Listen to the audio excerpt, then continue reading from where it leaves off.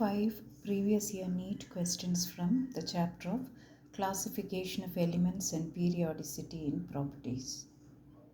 So this is a NEET 2020 question. Match the element in column 1 with that in column 2. In column 1, the first one given is copper, and in column 2 you have non-metal, transition metal, lanthanoid, metalloid. So copper, you know, is a transition metal. So one will match with, A will match with 2. Next is fluorine. Fluorine is a non-metal. So B with 1. And then silicon is a metalloid.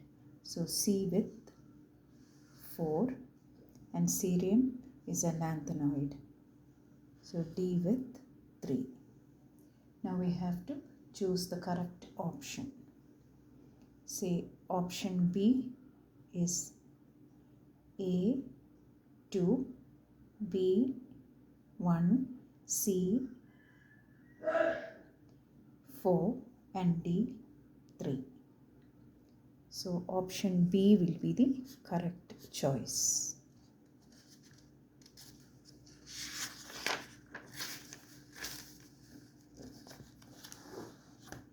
Next question. From the following pairs of ions, which one is not an isoelectronic pair? Now what do you mean by an isoelectronic pair? The pair having the same number of electrons. Which one is not an isoelectronic pair? So this is a NEET 2021 question. So let us look at them. Fe2 plus and Mn2 plus are given. So Fe, we need to know the atomic numbers. Fe, atomic number is 26, and Mn, it is 25. So Fe2 plus means you have to take away 2 electrons from this. So that is Fe2 plus will be equal to 24 electrons. What about Mn2 plus? 23 electrons. So the first one itself, that is option A. From the following pairs of ions, which one is not an isoelectronic pair? So option A is not an isoelectronic pair. Now what about O2 minus and F minus? Oxygen 8 electrons. So when it is O2 minus, you add 2 more electrons, that is 10. Fluorine is 9 electrons. So when it is F minus, you add 1 more electron, that becomes 10. 9 plus 1, 10. Na plus, that is sodium is 11 is the atomic number. So Na plus becomes, you take away 1 electron, that will be 10 electrons. Magnesium, atomic number is 12. Mg2 plus, so you remove 2 electrons, you get 10. So these are all isoelectronic pairs. Now Mn2 plus, manganese we just now saw 25, it is the atomic number. When it is 2 plus, you remove 2 electrons, you will get 23. Then Fe 26 is the atomic number. This is Fe3 plus. So 26 minus 3, you will get 23. So option A will be the correct choice.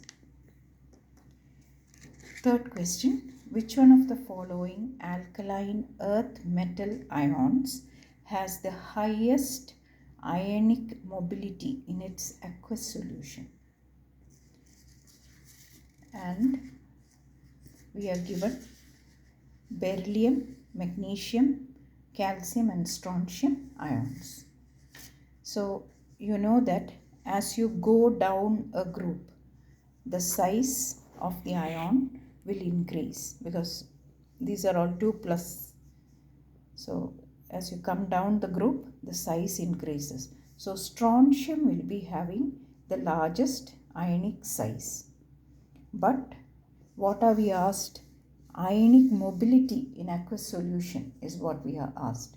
So ionic mobility is inversely proportional to the size. Let us see. Ionic mobility is inversely proportional to the size. So strontium Sr2 plus is the largest ion of the given lot, but it is the least hydrated. Since it is the largest ion, it is the least hydrated. So its size becomes lesser than any other hydrated alkaline earth metal cation. So once hydrated, strontium ion will be having the least size because that is the one which is getting least hydrated. Now, as the hydrated size decreases, ionic mobility increases. So, which is having the least size? Strontium. Though ionic size largest is for strontium, that will be after hydration, this will be having the least size. So, this one will be having the highest mobility. Movement will be faster for Sr2 plus in aqueous medium. Now the fourth question. The IUPAC name of an element with atomic number 119. So what do we say for 1? What is the prefix we use is un. And one more 1. So un. And for 9 it is N, E-N-N. Now we have to add the suffix to it. Suffix will be I-U-M. So un-N-E-M will be the name. So if we are choosing the option, it will be the first choice. Option A will be the correct choice for 119. Now that was a NEET 2022 question. Next one is NEET 2019 question. For the second period elements, the correct increasing order of the first ionization enthalpy is. Now, what do you mean by ionization enthalpy? That is in order to pull out the outermost electron, how much energy you need. So, we need to find the order of the correct order of the increasing ionization enthalpy. That is what we need to find. So, we have given lithium, beryllium, boron, carbon, nitrogen, oxygen, etc. Now, let us look at their electronic configurations. So, lithium is having an electronic configuration of 1s2, 2s1. So, the electronic configuration or the arrangement is like this. Lithium at one end, that is the leftmost element, and neon at the right end. As you move from left to right, the size of the atom decreases, but the number of electrons are increasing. So in lithium, it is 1s2, 2s1. In beryllium, it is 1s2, 2s2. So here we can see that this one beryllium is having its maximum capacity. That is, the s orbitals are fully filled. Whereas in boron, 1s2, 2s2, 2p1, the p orbital has its first electron. So this electron will be naturally be farther away from the nucleus than this one. And this one is fully filled and the electrons are paired. So in order to pull out an electron, the outermost electron from beryllium, you will need more energy than pulling out the outermost electron from boron. So our order will be lithium, then comes boron instead of beryllium. Boron, and then we can put in beryllium. There are two reasons. This is from the p orbital, whereas this is a fully filled orbital and paired electrons, and it is nearer to the nucleus than in the case of this one. And then will come carbon, and then we can see that in the case of oxygen and nitrogen is having a half filled arrangement in its p orbital, 2p3, whereas here it is 2p4. So there is a certain amount of stability associated with this configuration.